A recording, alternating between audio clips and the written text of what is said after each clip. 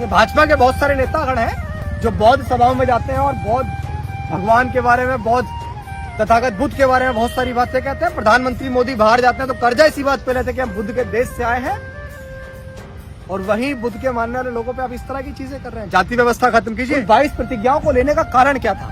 उन 22 प्रतिज्ञाओं को लेने का कारण सिर्फ इतना था कि जब बाबा साहेब अम्बेडकर ने संघर्ष किया तो उन्हें बहुत सारी चीजों का सामना करना पड़ा। वो सारी सामने क्या थे कि आज वर्तमान में जो एडवोकेट राजेंद्र पाल गौतम को झेलना पड़ रहा है 22 प्रतिज्ञाओं को दोहराने पर, तो वो विरोध राजेंद्र पाल गौतम का थोड़ा ही हो रहा है, वो विरोध तो फिर बाबा साहेब अम्बेडकर का हो रहा है, क्योंकि 22 प्रतिज्ञाएं तो बाबा साहेब अम्बेडकर ने ली थी, राजेंद्र पाल गौतम ने तो उन्हें दोहराया है। हाँ, किसी में कमियां हैं, किसी धर्म में कमियां, उन कमियों को तो हम उजागर कर सकते हैं। और इस देश में किसी भी धर्म को अपने हिसाब से चुनने का अधिकार भारत का संविधान देता है। ये अनुच्छेद नहीं है, ये फंडामेंटल राइट है, जो हमें, जिससे हम मौलिक अधिकार कहते हैं। मौलिक अधिकार के अंदर यह है कि हम अपने अनुसार किसी भी धर्म को चुन सकते हैं, हम अपने अनुसार, अपने मन के अनुसार किसी भी धर्म का प्रचार प्रसार कर सकते हैं। इस पे आपको कानून थोड़े रोक सकता, बिल्कुल नहीं रोक सकता। अगर बाबा साहब अम्बेडकर उन लोगों के लिए गलत थे तो भाई हम भी गलत बने, क्योंकि वो हमारे रहबर है, हमारे मसीहा, उन्होंने हमें सब कुछ दिया। बाबा साहब अम्बेडकर के द्वारा ली गई वो 22 प्रतिज्ञाएं मैं दोहराऊंगा। पहली प्रतिज्ञा बाबा साहब अम्बेडकर की। सभी सम्मानित साथियों को हमारा क्रांतिकारी जय भीम। साथियों, आज जो विशेष वीडियो का उद्देश्य है, वो उद्देश्य ये है कि अभी दिल्ली के रानी झांसी रोड अम्बेडकर भवन में बहुत बड़ा धर्मांतरण हुआ, जिसमें हिंदू धर्म को त्याग कर बहुत सारे लोगों ने बौद्ध धर्म की दीक्षा ग्रहण की। साथियों, उसके बाद सवाल ये उठा कि जिन लोगों ने बाबा साहेब अम्बेडकर के द्वारा दोहराई 22 प्रतिज्ञाएं, जो बाबा साहेब अम्बेडकर ने 14 अक्टूबर सन 1956 को ली थी, जब बाबा साहेब अम्बेडकर ने हिंदू धर्म को त्यागा और बौद्ध धर्म को जब ग्रहण किया, जब बाबा साहेब अम्बेडकर ने वो 22 प्रतिज्ञाएं ली थी, उन 22 प्रतिज्ञाओं को दिल्ली के अम्बेडकर भवन में एडवोकेट राजेंद्र पाल गौतम और तमाम लोगों के साथ हजारों लोगों ने बौद्ध धर्म को ग्रहण करते हुए वो 22 प्रतिज्ञाएं दोहराई। और उन 22 प्रतिज्ञाओं को दोहराने के बाद इस देश में इतना बड़ा भौकाल मच गया, बवाल मच गया कि उन लोगों के ऊपर तमाम जगह से, देशों से FIR होने लग गए, सवाल उठने लगे और मीडिया आकर लोग सवाल पूछने लगे। और दिल्ली में मंत्री रहे राजेंद्र पाल गौतम जो है, उनसे उनका मंत्री पद भी छीन लिया गया। हालांकि वो इन मीडिया आकर ये बात नहीं कहेंगे कि मंत्री पद मुझसे छीना गया। उन्होंने कहा कि भाई इससे सवाल उठ रहे हैं पार्टी पर, तो मैं खुद ही जो है अपने मंत्री पद से इस्तीफा देता हूँ। ये हम भी जानते हैं मंत्री जी कि आपने इस्तीफा दिया नहीं, आपसे लिया गया है। जो हमारे लाला केजू जो है, केजरीवाल है, अभी उनका एक वीडियो भी वायरल हो रहा है। वो कह रहे हैं कि भाई केजरीवाल को बुरा कह लो, भगवान को बुरा मत कहो। तो मैं भगवान को मानने वाले तमाम लोगों से कहूंगा कि भगवान को बुरा तो हम लोग कभी नहीं कहते, और जो किसी धर्म को बहुत बुरा कहे, गलत कहे किसी भी मानने वाले को, तो मैं ऐसे व्यक्ति को भी अपना वो नहीं मानता हूँ, ना उनका समर्थन करता हूँ। लेकिन हाँ, किसी में कमियां हैं, किसी धर्म में कमियां, उन कमियों को तो हम उजागर कर सकते हैं। और इस देश में किसी भी धर्म को अपने हिसाब से चुनने का अधिकार भारत का संविधान देता है। ये अनुच्छेद नहीं है, ये फंडामेंटल राइट है, जो हमें, जिससे हम मौलिक अधिकार कहते हैं। मौलिक अधिकार के अंदर यह है कि हम अपने अनुसार किसी भी धर्म को चुन सकते हैं, हम अपने अनुसार, अपने मन के अनुसार किसी भी धर्म का प्रचार प्रसार कर सकते हैं। इस पे आपको कानून थोड़े रोक सकता, बिल्कुल नहीं रोक सकता। और आज वर्तमान में जो एडवोकेट राजेंद्र पाल गौतम को झेलना पड़ रहा है 22 प्रतिज्ञाओं को दोहराने पर, तो वो विरोध राजेंद्र पाल गौतम का थोड़ा ही हो रहा है, वो विरोध तो फिर बाबा साहेब अम्बेडकर का हो रहा है, क्योंकि 22 प्रतिज्ञाएं तो बाबा साहेब अम्बेडकर ने ली थी, राजेंद्र पाल गौतम ने तो उन्हें दोहराया है और तमाम लोगों ने तो दोहराया है, लेकिन प्रतिज्ञाएं तो बाबा साहेब अम्बेडकर ने ली थी। मेरा सवाल है उन लोगों से, उन झाइलों से, हरामखोरों से, जो आज सवाल उठा रहे हैं भारतीय संविधान के ऊपर, जो सवाल उठा रहे हैं, क्या जब बहन बेटों के बलात्कार होते हैं, जब तमाम जगह पे जातियों के नाम पर लोग मारे और पीटे जाते हैं, हाथरस जैसे कांड हुए, दिल्ली की अशोकनगर की घटना है, बहुत सारी ऐसी तमाम घटनाएं जिनमें लोग आज भी न्याय के लिए भटक रहे हैं, तब हम लोग हिंदू नहीं होते हैं। लेकिन जब आज धर्म परिवर्तन हो रहा है, जो धर्म हमें नीच ठहराता, अछूत कहता है, जब हम उस धर्म को छोड़कर जहां हमें सम्मान मिल रहा है उधर पहुंच रहे हैं, तो चुभ रहे हैं आपकी आंखों में, उन लोगों की आंखों में चुभ रहे हैं जिन लोगों ने कभी हमें सम्मान से कुर्सी पर बैठा देखने में भी उन्हें बहुत दिक्कत होती है, उन्होंने कभी देखना नहीं चाहा, उन लोगों को बहुत तकलीफ होती है। मैं कहना चाहता हूं अपने समाज के लोगों से कि बाबा साहेब अम्बेडकर ने 22 प्रतिज्ञाएं दोहराई, वो 22 प्रतिज्ञाएं बाबा साहेब अम्बेडकर ने ली।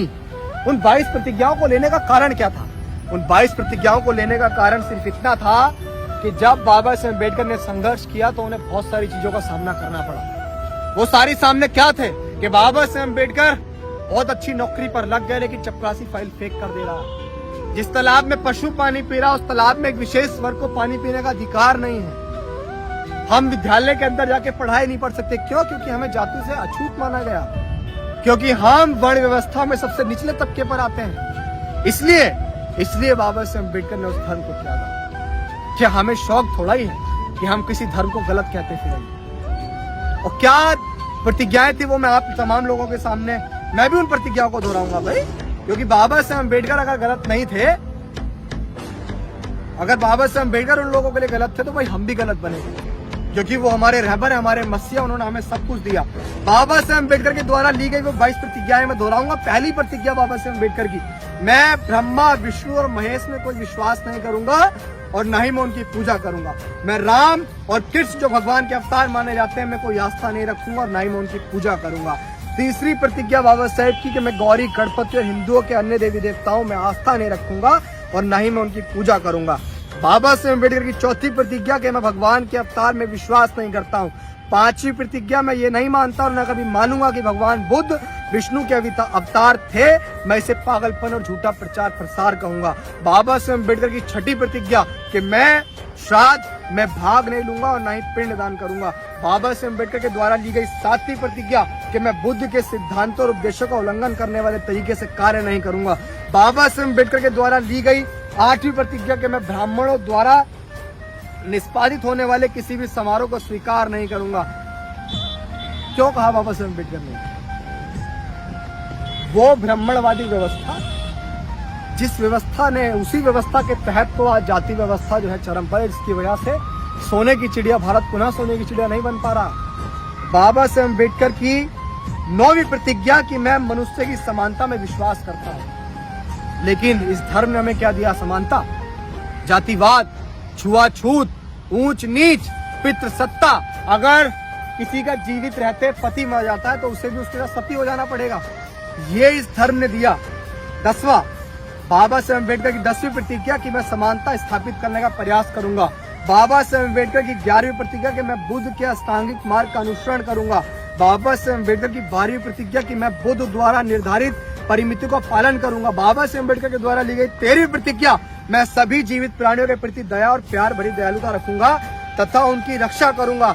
14वीं, मैं चोरी नहीं करूंगा। 15वीं, मैं झूठ नहीं बोलूंगा। 16वीं, मैं कामिक पापों को नहीं करूंगा। और 17वीं, मैं शराब, ड्रग जैसे मादक पदार्थों का सेवन नहीं करूंगा। बाबा साहब अम्बेडकर के द्वारा ली गई 18वीं प्रतिज्ञा, मैं महान अष्टांगिक मार्ग का पालन करूंगा, प्रयास करूंगा एवं सहानुभूति और प्यार भरी दयालुता का दैनिक जीवन में अभ्यास करूंगा।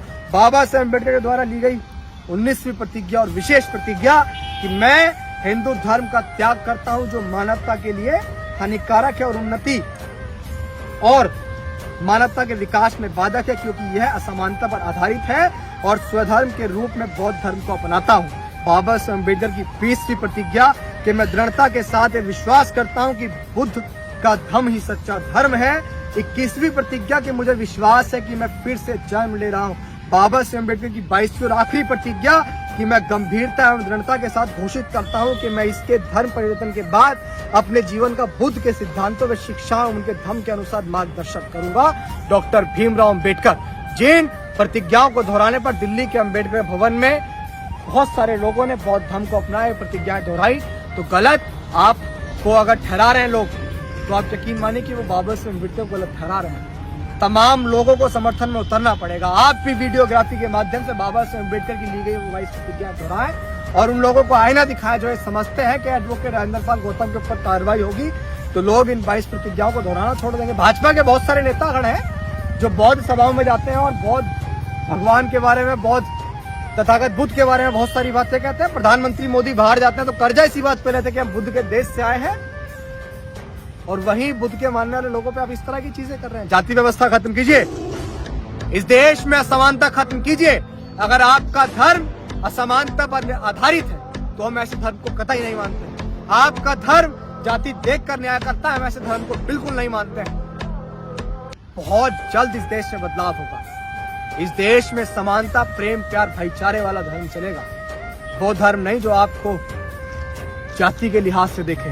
अगर शोषण हो रहा है, बलात्कार हो रहा है, तो भी जाति देखकर न्याय करे। ऐसे धर्म को हम क्या, मैं तो कहता हूं किसी को नहीं मानना चाहिए। और धर्म को चुनने का अधिकार भारत का संविधान देता है, फंडामेंटल राइट है, ये मौलिक अधिकार है कि हम अपने हिसाब से किसी भी धर्म को चुन सकते हो, किसी भी हरामखोर को इससे तकलीफ नहीं होनी चाहिए।